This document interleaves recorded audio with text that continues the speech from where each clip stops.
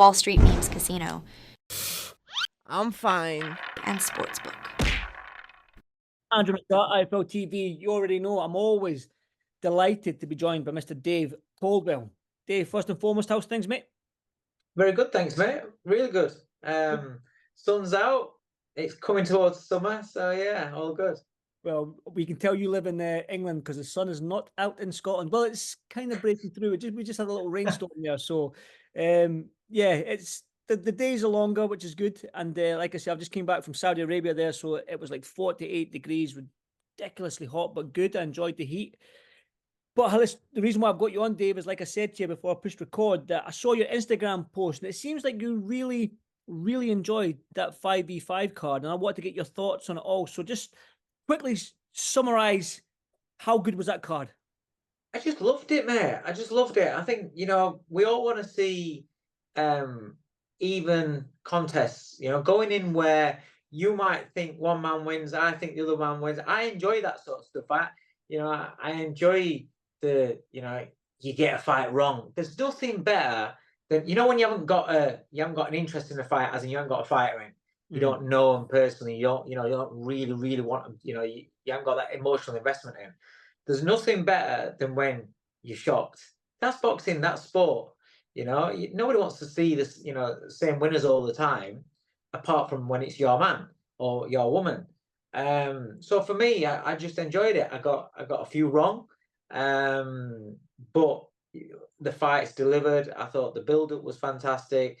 I love the banter between the promotional camps, Eddie and Frank, the teams, the fact that they're working so well together, but then also there's the egos there, and there's going to be a lot of humble pie in one camp and a lot of gloating in the other. So it's all part and parcel of what's been a really, really good format and a really great idea, to be honest. It looks like they're going to continue it as well, Dave, which is good to hear. Yeah, so they should. I want to get your thoughts. Obviously, I spoke with Eddie, man. He took that 5-0, 10-0, if you want to count the points, drubbing with, you know what? He took it well. Let's just say. He ain't got his choice, has he, really? But Dave, you know Eddie, so do I, right? You know what he's like. He talks a good game. He always wants to win. Deep down, how's he feeling? Oh, he'll be gutted. He'll be gutted. But he'll be gutted from his own personal pride point of view. As far as he'll already be mapping out in his head who he wants for the next one, and he's gonna wheel out the big guns for the next one. Because without being, I don't want to be disrespectful or anything, but when I saw his choices for this, I mean, I don't know if there's what other options there are Brit-wise in his stable for those weight divisions. But I did think, oh, okay, it wasn't, there wasn't many Brits in there. Craig Richards, really, I think that was it. And he went out and signed Deontay Wilder for that. And I thought, well, you're signing up a fighter that's just, that's just really looked as though he were a shell of himself, and you've given him the captaincy. I was like, I just thought, he made little decisions like that were a little bit like, when we watched Ten Hag making decisions in matches, you're thinking, scratching your head, think what? But I think for this one, for the next one, I think he wheels out the big guns, and he's careful about who he's giving the captaincy to. We will talk about that obviously later on in this interview, but I want to go from fight for fight and see what your thoughts are on who you thought would win in the fight itself. Now I want to go straight to the bottom of the card, and we'll go Willie Hutchinson, Craig Richards. I think this was the fight that probably a lot of people didn't pick Willie Hutchinson to beat Craig Richards, and there was a lot of people out in Saudi that thought Craig would do it. But it's boxing. That's why we love the sport, because anything can happen. Your opinions are subjective, and it was just a great advert, that whole card. But yeah, talk to me about Willie Hutchinson, Craig Richards. Did you get that one right? No, I was one of those where I thought the difference would be Craig Richards' experience at the higher level. He's been in and given Bivol a good fight, give Boatse a good fight. It's been in that dog fight with Boatse, and little fights like that where you feel as though the experience there, comparison to Willie, who he's looked good against guys that he's supposed to be and look good against, and then the Lennox Clark fight, and then you hear about how his life kind of like spiraled, and you think maybe it's a little bit too soon for him. And so I thought Craig Richards would. I thought Willie had gassed down the line, and I thought Craig Richards would take over and win the fight. I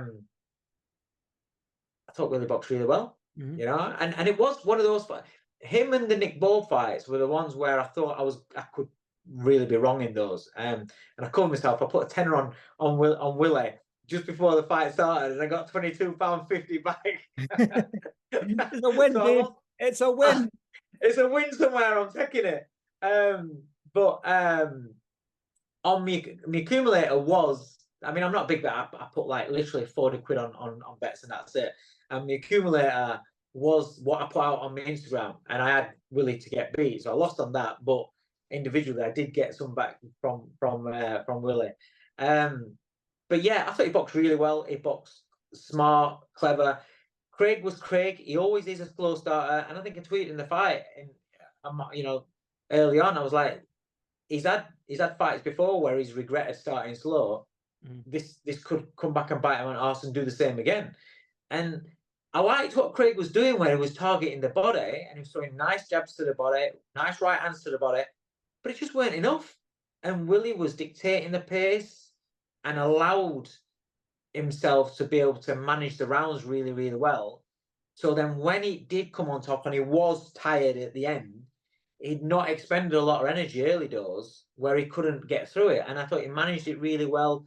And then, you know, as Craig was really trying to press it, he was very, very crude, and he was getting picked off a lot. I thought he boxed really well, Willie Hutchinson. And then I saw his interview afterwards. I was really pleased for him. You know, it's one of those where you know, you see what boxing does for people's lives away from the sport and what it means to them, and you know, it can get them through really, really bad times, and then show them that it's all, you know, all worth it. I mean, so what he's alluding to is very, very deep and real serious emotional trauma and stress and upset, and the fact that he's come through that, and then he's on top of the world now, and he's where he wants to be now. It's a nice beacon for not just boxers, for anybody out there that's having hard times, going through struggles, and don't believe that things are going to get better. It's a nice beacon for them to look at and say, do you know what? You can. You just got to keep believing in yourself and keep working and keep moving forward. Do you know what I mean? Just take it a day at a time. Because I'm sure he'll have been in stages where he had to take it a day at a time, and look where he's ended up. You know, it's changed his life. Definitely. And yeah, great fight to kick off that card. And when we were ringside watching that fight, we're like, well, if this is what it's like at the start of the show, then it can only get better. And Nick Ball versus Ray Ford. What a fight. Yeah, what a fight that was. I mean, both of them landed heavy shots. Not one man taking a backward step. Well, maybe Ray Ford, but he seemed like when he did take a backward step, he was trying to catch Nick Ball coming in. So it wasn't like he was on his back foot trying to run. He was on his back foot trying to counter Nick Ball. Yeah. And Nick Ball's Nick Ball. He's called the wrecking ball, and I think that just sums him up perfectly. So again, yeah, what a fight that was. And again, being biased that we are, we've got another world champion here in the UK. Yeah, over the moon for him, because I felt as though he should have been going into the ring as a world champion, like many did. You know, I was there when he boxed Vargas, and I thought he won the fight. Unfortunately, he didn't. But he's got his moment now, and he's world champion now. It's, you know, it was a very, very good fight. I was a little bit Ray Ford. I was surprised that he basically made it easier for Nick in the early rounds. Because Nick's so small, he has to work to get into range. You know, charging fast, and that's exuding. You know, it's using energy, and it's tiring his legs out as keeps going. And Ray's at arm's length makes it difficult, but he didn't. He just stood there, and so Nick didn't have to actually work hard in order to do what he does best, which is throw a lot of vicious punches. You know, and be rough and tough. He didn't have to close that range. He was already there, so he could work, which is his bread and butter.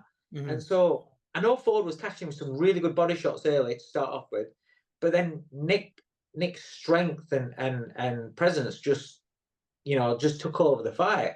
And then down the stretch, you saw then Ray kind of like start getting his own distance. And when he got his own distance, that's when he started chopping Nick up on the way in. And he did his nose and started hurting him several times. But the kid's got is somebody you wouldn't want to fight. You wouldn't want to choose to fight him unless you had to, because Even if he's you're got not a middleweight, you know what I mean? Even if you're 6 foot, whatever. yeah, he's got so much desire, aggression, discipline in sticking at it. No matter what you do to him, he's gonna keep on going, keep on going. He's one in all the best, best way of saying it. He's one horrible bastard to fight. You just won't want to fight him. And it works for him so well. A lot of short fighters, like sometimes they try and reach up and try and make themselves taller, whereas he uses that height disadvantage into his advantage, and he's a real handful. And it was good to see him win the world title. Really was. Another good win for again. If we're going to sit here and be biased, Scots or British that we are, Hamza Shiraz against Ammo Williams. Hamza really is starting to make a name for himself in this middleweight division. It's probably right now is wide open in terms of that household star. Charles gone. We've got Erislandy Lara. I think Carlos Adames. You know what I mean? So we've got these fighters that are there or thereabouts, but it's not them household names that. There's no superstar. No superstar. Yeah. Do you think Hamza Shiraz after that win against Austin Williams, he can slot himself in there? Yeah, I don't see why not. Listen, at top level boxing, you never know until you get there. But he's ticking all the boxes. He's getting, each win is more and more impressive. I think he's very, very composed. He got buzzed a couple of times in fight, but that's boxing. And when you're in against somebody else that's a quality fighter, heavy-handed, and is there to win, that can, realistically, it can happen in a lot of fights. He got buzzed, but how did he react to it? He reacted to it with composure. He didn't panic. Just made sure he didn't get caught with another, and then picked his shots to come back again. And it was Ammo Williams that was working really hard to kind of stay in the fight, trying to put a dent and put an impression on him, whereas Hamza was just tucking up and picking his moments to work. And then when he did work, he had an impact. His length of forearms to glove, it reminds me of Winky Wright, where Winky Wright would just stand in front of you and you couldn't hit him, Hamza's got that as well, where he is very hard to find cleanly. But another good learning fight for him, and I think he's got a really good temperament. I like him a lot as a prospect coming through. Now I think he's out of the prospect stage, and you say, okay, he's a fringe contender now. I'm not saying fight. I like how the mentioning Eubank Jr. Good fight for him. Again, it's not jumping straight up to world level, top level. It's that next step up along the ladder. And I think that'd be a really, really good fight. A really good fight for him. Really good fight for British boxing. And I think, for Eubank, you've got this young buck that's calling you out, that's actually got some momentum. It's not like he's just somebody who's saying who. He's got some momentum, and I think it'd be a good fight. Maybe I don't know. I think is Eubank a free agent? Maybe he signs with Matt Schumann, and it's Eubank against Shiraz up next 5v5. Who knows? Well, listen, what these last few months have taught me is just expect anything in boxing nowadays. Yeah, I mean, just expect anything.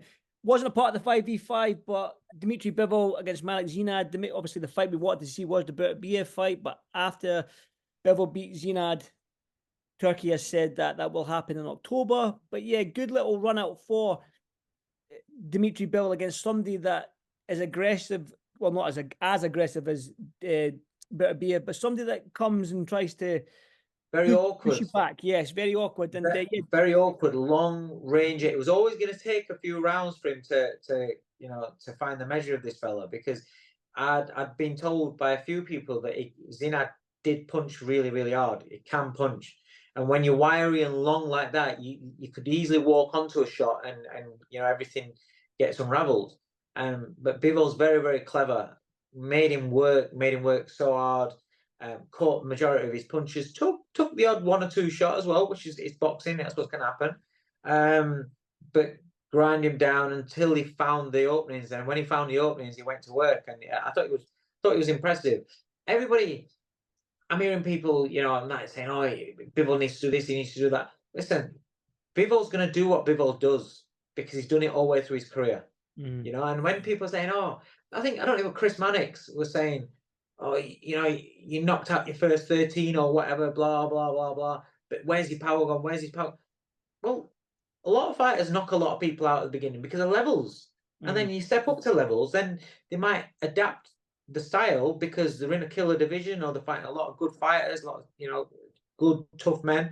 So they box more. And if the stoppage comes, it comes. But, a lot of times with a lot of fighters, when they're at that higher level, because they're at a higher level, maybe you've not got that, destructive power. It's more an accumulative effect.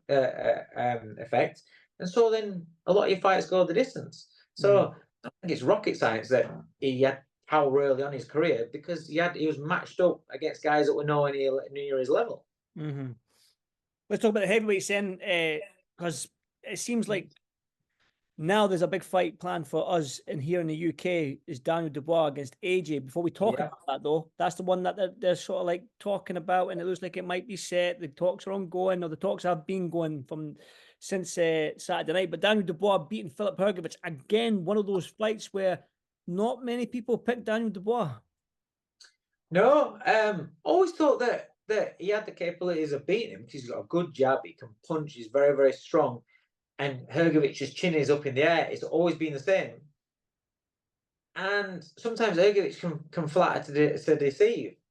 But you just thought Hrgovic's right hands are going to have an effect on Dubois. And because he showed those mental frailties in the past, you think maybe that'll get a hold of him.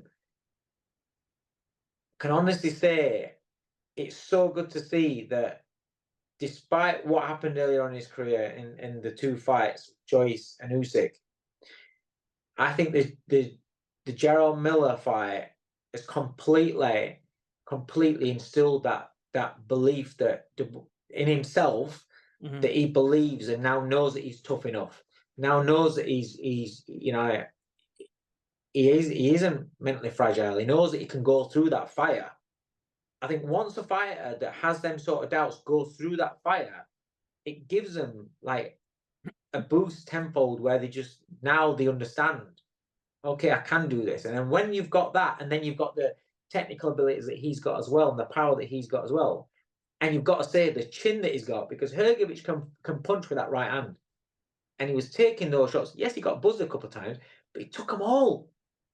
And then applied his pressure, and then applied his pressure. And it was that grit, that determination, that will to win that we're perhaps questioning him about because of what he's done in the past. I don't think you can question him anymore with that, and he's ticked those boxes and he's added that to his game now, and he's got that. And, Don Charles, you've got to say what Don's done mentally for the kid, to bring that out of him, eradicate the demons and bring that out of him and instill that confidence. That's to be commended, because that's a hell of an achievement. And now you're seeing Daniel as a real threat. What I would say when we're talking about the AJ fight, you talk about another level above, right? In terms of the firepower that's coming your way, Hrgovic's got an outstanding right hand, long right hand, and he was finding him great.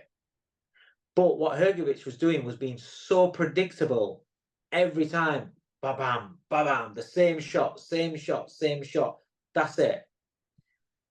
Well, AJ is a little bit smart on that. And on the end of the right hand, it's all right taking that and just getting buzzed.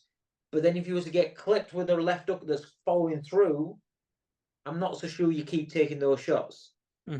He's throwing a 1-2, then he's waiting, reloading, then going, and it's giving him those times just to recover, go again, recover, go. Whereas with something like AJ, he throws that right hand, he'll come back with a left hook, he'll come back with a right uppercut.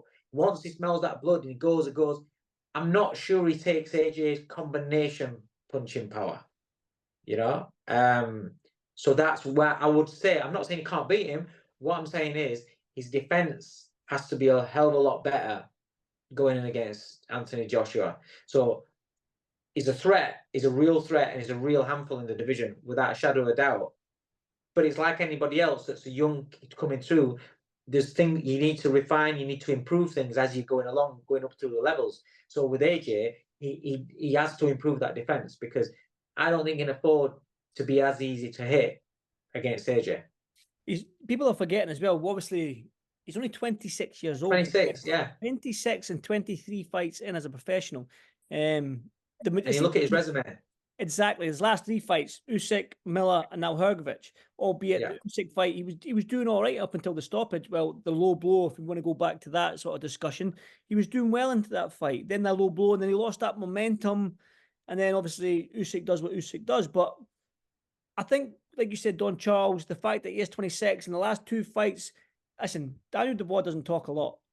But these last 2 fights against Jaromir Miller and Hrgovic, he's not a big trash talker, but when he does try, at least he's tried these last. He's getting more and more confident. Listen, yes. It's like, it's confidence. It's, you can have shy people and people that have got no confidence, and then as time goes on, as they adding experience, it's I always say it's adding armor to you. And whether it's good or bad experience, it's adding armor to you. You're growing, and you learn about yourself. You start coming out of your shell. And that's what's happening with him. He's becoming more, more out of his shell and more comfortable in himself. And that comes with confidence, and the confidence is growing. And like you say, he's 26, so he is developing as a fighter. He's not done yet. He's developing as a fighter.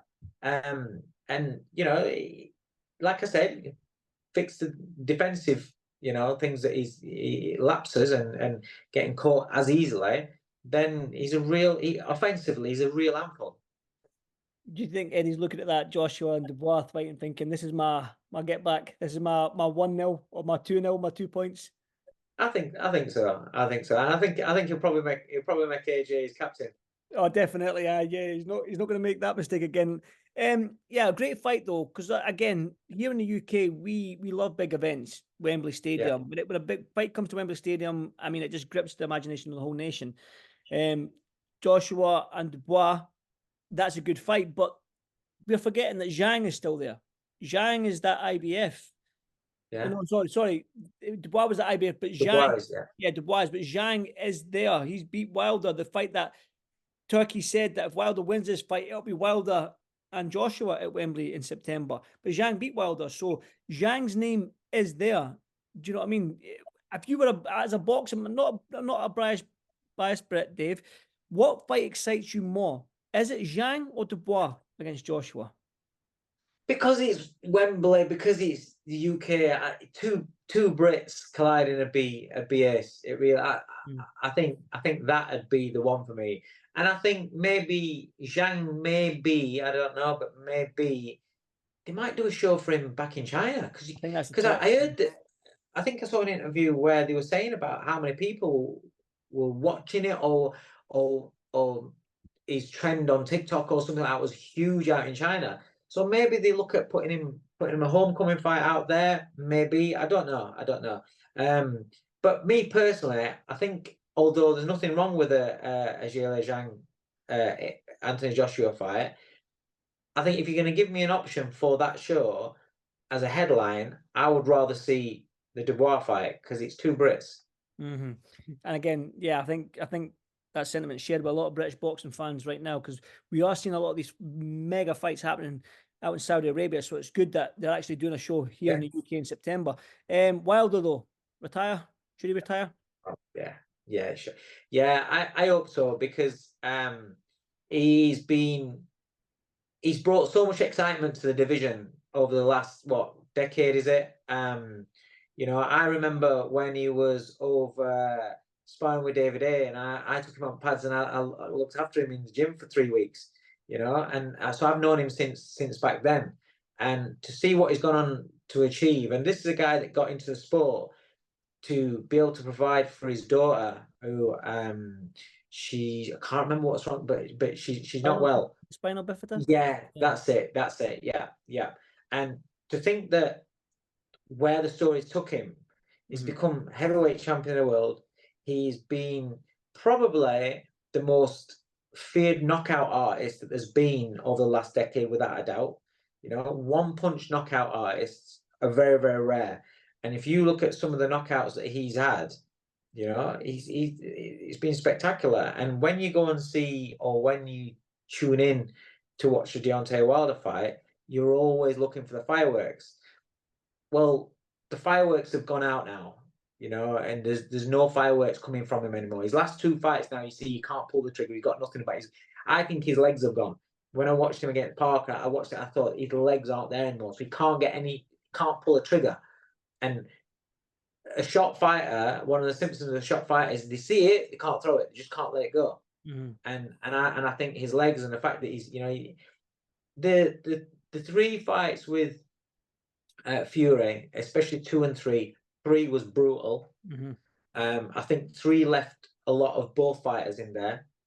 I don't think he's got anything left in him. And I know he spoke about retiring before the fight, so I hope he takes that on board, because, you know, he's a sharp guy. He's done a lot in the sport. I know, you know, people like to kick a man when they're down, especially when they run the mouth off and he said a lot of things in the back. But that's part of his character. That's part of the reason why we all know who Deontay Wilder is. The punching power, the bomb squad scream, and then the things that he said, a lot of it distasteful, but that's his personality. You know, Mike Tyson used to say a lot of bad shit as well, you know, but without characters in the sport, in any sport, then people become, you know, it's a bit boring. You know, it can be a bit boring. You like the action, but you get attracted to somebody because of the character. Whether you like them or not, you're emotionally invested in them because of the character as well. You know, as well as what they do in the ring. And he's been a massive, massive character of the sport. And yeah, he's made his money. Do you know what I mean? I've heard somebody say he's probably overachieved with his ability, and so fair play to him. But yeah, this 5v5 was a great concept, Dave. You enjoyed it, like I saw on your Instagram. I think everybody, Saudi, everybody back home enjoyed it. I know you've got a fighter signed with Matchroom, haven't you? Yeah. And one with Queensbury, actually. And you've got a fighter signed with Queensbury as well, haven't you? So imagine if your fighters, I think it's Hope and Stephen Cairns, right? You got 2 promoters that you're fighting for. Be a tough one for you, Dave, won't it? Yeah, they won't be on the same show though. Steve was a year behind that, really, I suppose. So Hope, you know, there was talk about him being on this one, but obviously with the hand, that got shelved. But you never know. It might be on the next one. Who knows? Definitely. And you enjoyed that one at home, so I'm sure you'll enjoy it even more if you're participating in it. But definitely, as always, Dave, I appreciate your time as always. And I don't know what June's got in terms of shows, but it's a quiet June, so I might just get you every week just to get your thoughts on something. I've got a busy June. I've got Dan Towers, and then the debut of Ellis Price on the same show, June 14th on Wasserman Channel 5. And then Stephen Cairns has his first Queensbury fight on 28th in Belfast. So I've got a busy June. Perfect. Love it. Love it. Love it. Good luck with it all, Dave. And I'll catch up with you soon, mate. Thanks again. Nice one, mate. Thanks a lot, pal. Thank you, Dave. Wall Street Memes Casino I'm fine. and Sportsbook.